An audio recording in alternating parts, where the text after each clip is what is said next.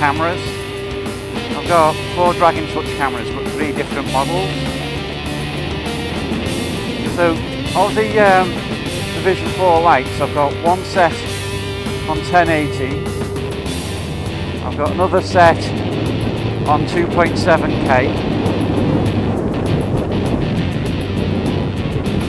The Vista 5, which is a native 4K camera, I've got a set on it for its maximum resolution.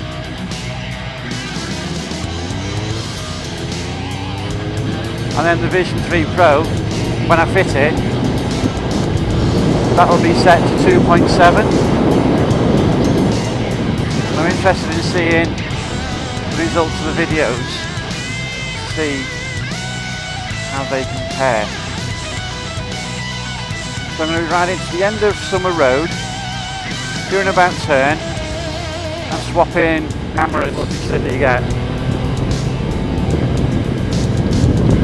The Vista 5 has a bigger battery. I've already tested how long that will record at 4K for. It will run for an hour on a full charge. Continuous recording. Which isn't a massively good time.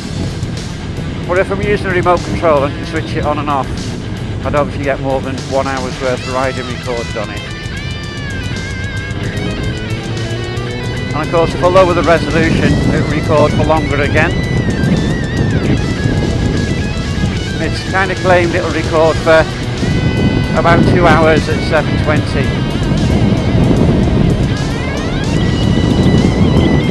Which sounds about right. The Vision 4 at 720, about an hour and a half. And it's got a smaller battery, it's got a 1050 milliamp battery.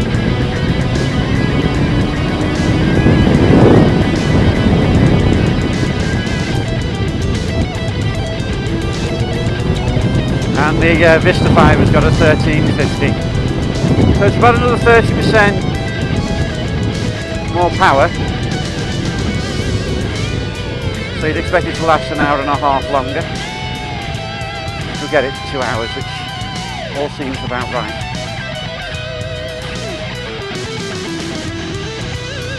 Now I found that although they say remote controls are tied to one camera, they're actually not. I've got 2 Vision 4 lights and both of them will work off one remote control.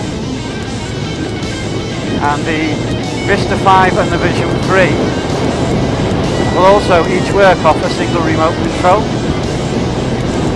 So I have 4 remote controls that are interchangeable. I only really need to use 2 of them, and I can control all 4 cameras.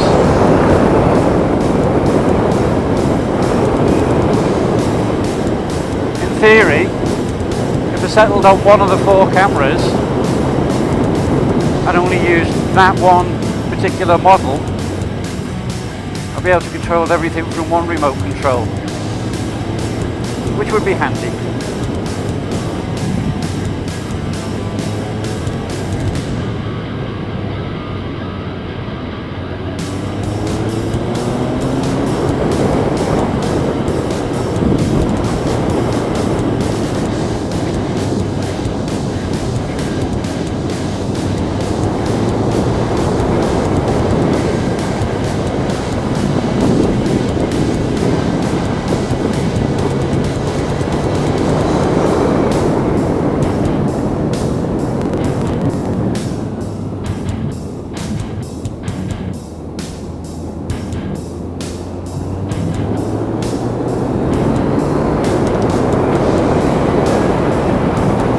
lot depends on how usable everything becomes. See, the Vista 5 doesn't have a microphone, so I reckon whichever way I go I'm going to be stuck with keeping a Vision 4, which all I'm doing with it is recording sound.